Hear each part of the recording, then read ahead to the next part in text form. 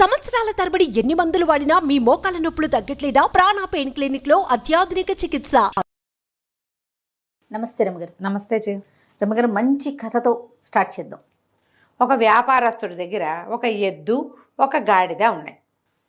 ఎద్దు గాడిద ఉన్నాయి. అయితే ఎద్దుతోటి పని చేయించేవాళ్ళు, గాడిదతోటి కూడా బరువులు అవి మోయించేవాళ్ళు. అది వాకిట్టు ఉండేది. ఒకనాడు ఎద్దు గాడిద మాట్లాడుకుంటున్నాయి. ఇందులో ఒక లొసుగే ఉందంటే, ఈ వ్యాపారస్తుడికి జంతువుల భాష తెలుసు. బట్టతల ఇప్పుడు సమస్యే కాదు. ఎటువంటి నొప్పి లేకుండా శ్రీరూప్ కాస్మెటిక్ క్లినిక్ లో హెయిర్ ట్రాన్స్ప్లాంటేషన్. వినపడిందంటే అతనికి అర్థమైపోతుంది. అవి ఏం చెప్తున్నాయో ఏమనుకుంటున్నాయో ఆయనకు తెలుసు. ఒకనాటి సాయంకాలము అతను వాకిట్లో పడుకుని ఉండగా ఎద్దు గాడిద మాట్లాడుకుంటున్నాయి. ఆ ఎద్దు చెప్తోందనమాట, నువ్వెంత సుఖంగా ఉంటావో, హాయిగా ఏదో నీకు నచ్చిన గడ్డి మేస్తావు, నీ మెళ్ళలో తాడు ఉండదు, నీ మీద బరువు ఉండదు. బరువు వేసినప్పుడు వేస్తారు, లేనప్పుడు లేదు. నువ్వు ఎంత నిదానంగా నడిచినా నీ కథ నడిచిపోతుంది. గాడిద నిదానంగానే నడుస్తుంది, పరిగెత్తదు గుర్రంలాగా. గాలపింగ్ అవి ఉండవు దానికి, అటా పోతూ ఉంటుంది. ఏదైనా ప్రయాణాలప్పుడు నిన్ను వాడతారు, లేకపోతే నువ్వు ఇష్టారాజ్యంగా తిరుగుతావు. స్వేచ్ఛ విహారివి నువ్వు. నా బతుక్కి స్వేచ్ఛ లేదు, పాడు లేదు. ఈ కట్టువైకేసి కట్టేస్తారు. తెల్లవారేసరికి మెడ మీద కాడి పడిపోతుంది. ఇక దున్నో అని దున్నిస్తారు. మెళ్ళు పుళ్ళు పడిపోతున్నాయి. ఏదైనా ప్రయాణం అనగానే బండి కట్టేస్తారు. బండి కాడి మోసి ఈ కాడి మోస్తే ఏది నాగలి మోస్తే ఏమో ఒక బరువు, మట్టి దున్ను బరువు అంతా, మట్టి దున్ను ప్రెషర్ అంతా నా మీదే కదా. అక్కడి నుంచి ఒంటెత్తి బండి, మా బండి ఉందిరా అని ప్రతి వాళ్ళని పిలిచి బండి ఎక్కిస్తారు. ఆహారమా అంతంత మాత్రం. నా దారిని నేను పోయి రుచికరమైన గడ్డి మేయటానికి వీలుండదు. ఎండుగడ్డి వేస్తారు. పొలంలో అంతా పచ్చగా కనపడుతుంది. ఎక్కడ తలొంచి గడ్డి మేయటానికి అవకాశం ఏముంటుంది? దానికి అవకాశం లేదు. నా జీవితం ఇట్ట అయిపోయిందని ఎద్దు చాలా దుఃఖంతో పరిపరి విధాలుగా వాపోయింది. గాడిదంది, అయ్యో తండ్రి, నీకెంత కష్టం వచ్చింది. ఓ పని చెయ్యి, రేపొద్దున తోలుకెళ్తారు కదా, నువ్వు నడవడం మానే, కూలబడిపో, ఆహారం మానేసి, తిండి తినద్దు. నీకేదో జబ్బు చేసిందని నిన్ను చేయటం మానేస్తారు. ఓ జబ్బు చేసింది అనుకుంటారు కదా, పనికి కొట్టేయి, పనికి మొండికెత్తమని గాడిద ఎద్దుకి సలహా చెప్పింది. విషయం అంతా విన్నాడు వ్యాపారస్తుడు. పొద్దున్నే పాలేళ్ళు ఎద్దుని తోలుకుపోయారు. తోలుకెళ్ళేసరికల్లా ఎద్దు ఇట్ట ఘాట్లోకి వెళ్ళంగానే, అదే చేలోకి వెళ్ళంగానే కూలబడిపోయింది. ఎంత కొట్టినా, ఎంత కేకలేసినా లేవల. కాళ్ళు ఇట్లా మడిచేసింది, బుర్ర పక్కకు వేళ్లాడేసింది. ఏం చేయాలి? సరే, వాళ్ళు ఏం చేశారు, దానికి ఏదో మందు పెడదామని ట్రై చేశారు. మందుకు పుచ్చుకోలేదు, మంచినీళ్ళు తాగలేదు. అతి కష్టం మీద నలుగురు కలిసి లేవదీసి ఎట్టా ఆగొట్ట ఇల్లు పొలము దగ్గర ఏమన్నా ఇంటికి తోలుకొచ్చి ఈ ఘాట్లో పెట్టుకుని పడేశారు. లోపలికి పడేస్తే అది హాయిగా అక్కడున్న గడ్డిని నెమరు వేస్తూ సుఖంగా విశ్రాంతిగా కూర్చుంది ఎద్దు.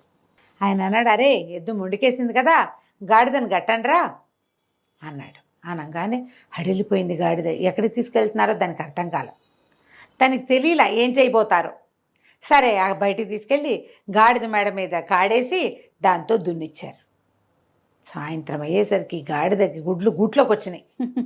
దానివల్ల అవ్వలేదు. అంతేగా, ఇంత బరువేట ఎద్దు ఎంత ఎత్తు ఉంటుంది, ఎంత బలిష్టమైంది. గాడిద ఎంత ఉంటుంది దాని బతుకు పాపం. అక్కడి నుంచి ఈయన అన్నాడు, రేపటి నుంచి ఎద్దేటాకు మూలపడింది కాబట్టి గాడితోటి దున్నిద్దాం, దాన్ని అక్కడే ఉంచేసేయండి ఎద్దుని, దీని సంగతి చూద్దామన్నాడు. గాడిదకి అర్థమైపోయింది, అమ్మో వీళ్ళు ఇదే చేయబోతారని. ఒక్కొక్కళ్ళు వచ్చి ఊరిని గాడిద భలే దున్నింది అని మెచ్చుకోవటం. అంటే రేపటి నుంచి వీళ్ళు ఇదే పని చేస్తారుగా.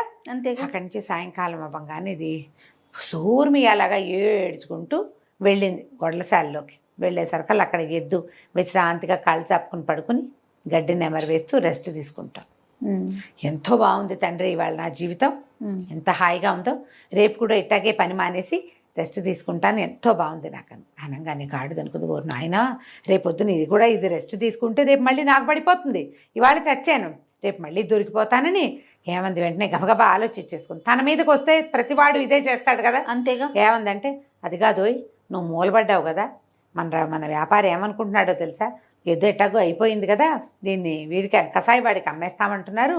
రేపొద్దున నీ తోలొలిచి దాంతో ఆయన చెప్పులు కుట్టించుకుంటాట, మరి మేము మాంసమేమో వాళ్ళు ఎవరికో విందు చేస్తాట, నీ ఇష్టం మరి అనగానే ఎద్దుకు భయం వేసింది. అమ్మ బాబోయ్, రేపు తప్పేస్తే రెస్ట్ సంగతి సరే, ఇవాళ ఒకరోజు రెస్ట్ తీసుకున్నాం కదా అంతే. అని సరే అమ్మో రేపు నేను వెళ్ళిపోతానంది. ఆ గుమ్మం బయటే నుంచున్న వ్యాపారస్తుడు పక్కపక్క నవ్వాడు. నవ్వుకుంటూ సరిపోయింది కదా. ఆయన ఒక అడుగు అటు వేసేసరికల్లా వంటింటి గుమ్మంలో నిలబడి ఇట్లా నడుమి చెయ్యి వేసుకుని చూస్తోంది వాళ్ళ ఆవిడ. ఎవరున్నారు అక్కడ అని అడిగింది. ఎవరు లేరే అన్నాడు. మరి ఎవరితోటి ఇకెక్కలాడుతూ మాట్లాడుతున్నావు నువ్వు అని అడిగింది. ఊరికే నవ్వేనే అన్నాడు. ఊరికే నవ్వటం ఏంటి, ఒట్టిగా ఎవరైనా నవ్వుతారా? నువ్వు ఎవరితో మాట్లాడావో చెప్పు.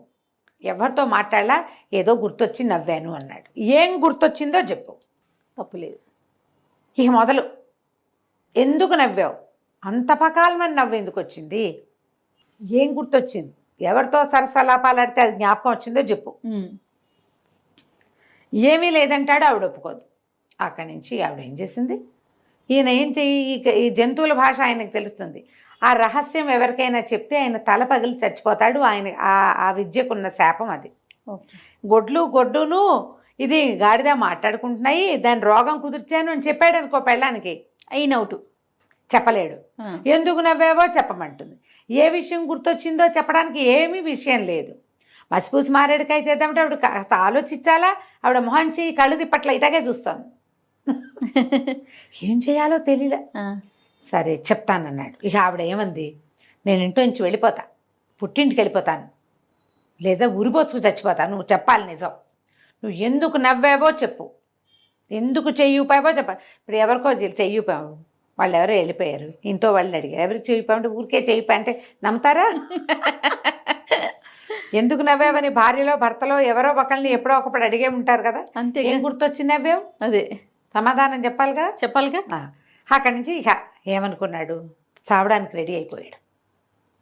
చెప్పేయాలి, ఇంకా ఈ రహస్యం చెప్పేయాలి. కాకపోతే తన వెంట చెప్పేస్తే పుసుకొని చచ్చిపోతే ఈ ఇల్లు వాకిలి వీలునామా ఇవన్నీ ఏట. అక్కడి నుంచి ఏం చేశాడు, గబగబా వీలునామా రెడీ చేశాడు. చుట్టాలు పక్కాలు అందరినీ ఒకసారి కంటితో చూద్దామని అందరినీ రమ్మన్నాడు. కూతుళ్ళు కొడుకులు, ఒకళ్ళిద్దరు మనవలు, వియ్యంకుళ్ళు, బావమరుదులు, 2-3 మరదళ్ళు, 2 వదినగారులు, మొత్తం గుంపంతా చేరారు వీళ్ళింటో. చేరాక ఏమైంది, ఇంతలో వాళ్ళ ఇంట్లో ఒక కుక్క కోడి కూడా ఉన్నాయి. ఆ కుక్క అదే పనిగా ఆయన కేసు చూస్తూ పాపం చచ్చిపోవడానికి సిద్ధపడ్డాడు మహారాజు అనుకుంటూ దీంట్లోకి చూసింది. మన కోళ్ళ దీంట్లోకి, కోళ్ళ గూడు ఉంటుంది కదా, ఒక పెద్ద గూడులో ఒక పెద్ద పుంజు 50 పెట్టెలు ఉన్నాయట. కోడి పుంజు ఒకదాని మించి ఒకదాని మీదకి దాటుతూ ఆడుకుంటుంది వాటితోటి, పెట్టెలతోటి. ఈ కుక్క అడిగింత, ఏమై పుంజు మన ఆసామేమో మనని పోషించేవాడేమో పెళ్ళానికి సమాధానం చెప్పలేక చావడానికి సిద్ధపడ్డాడు. నువ్వేమిటయ్యా అంటే, చక్కగా 50 మంది పెట్టల్ని భలే మెయింటైన్ చేసినావో, ఆయన ఒక్క పెళ్ళాన్ని మెయింటైన్ చేయలేకపోతున్నాడు. ఒక భార్యకి సమాధానం చెప్పలేక చావడానికి సిద్ధపడ్డాడు. నువ్వు ఒక్కడివి, ఒక్క పుంజుంది, 50 పెట్టెలు ఉంటే ఇన్ని పెట్టెలతోటి సరసల్లాపాలు భలే బాగా ఆడుతున్నావు నువ్వు. ఏమిటో నీ రహస్యం అంటే, ఏముంది రహస్యం, ఎవరి మెథడ్స్ వాళ్ళకు ఉంటాయి. ఎందు పుంజు, సరే నీ మెథడ్ నీకుందనుకో, నీ రహస్యం నా చెప్పకు. మన యజమాని ఏం చేయాలంటే, ఏం చేయాలంటే లోపల తీసుకెళ్ళి విరగబాదేయాలి పెళ్ళాన్ని. ఇంకోసారి ఇలాంటి ప్రశ్నలు అడిగామంటే చంపేస్తానంటే సరిపోతుంది. అది అక్కడే నిలబడి ఉన్న యజమాని మొత్తం విన్నాడు. అర్థమైంది ఆయనకి. కుక్క కోడి మాట్లాడుకుంటున్నాయి, ఈయన వినపడుతున్నాయి కదా. సరే అవి వచ్చిన చుట్టాలందరినీ పలహారాలు చేయండి అని, ఏమీ ఇలారా అని చెప్పి ఆవిడ లోపల తీసుకెళ్ళి వాళ్ళ వాకిట్లో తుంగ ఉందట, తుంగగడ్డి. అది ఇట్లా దీనిలాగా చెరువుల్లో మొలుస్తుంది. 2 పోసలు లాక్కెళ్ళి లోపల తీసుకెళ్ళి చితబాదేశాడు పెళ్ళాన్ని. నేను ఎందుకు అయినా నవ్వుతా, నువ్వు నన్ను అడగడానికి వీల్లేదు, చచ్చినా చెప్పండి. మళ్ళీ అడిగావో మళ్ళీ తగులుతాయి దెబ్బలు. శభాష్ అనగానే ఆవిడ, మరి వీళ్ళందరినీ ఎందుకు పిలిచారు, ఎందుకైనా పిలుస్తా, అది నా ఇష్టం, ఏది అడగటట్లేదా, నువ్వేం అడగడానికి వీల్లేదు, కాపురం చేస్తావా దెబ్బలు తింటావా ఏదో ఒకటి చెప్పన్నాడు. ఆవిడేమో నాకు దెబ్బలొద్దు, నేను కాపురం చేస్తా, ఇంట్లోనే ఉంటా, ఎవరికీ చెప్పను. బయటకు వచ్చి అందరికీ పలహారాలు పెట్టేసింది.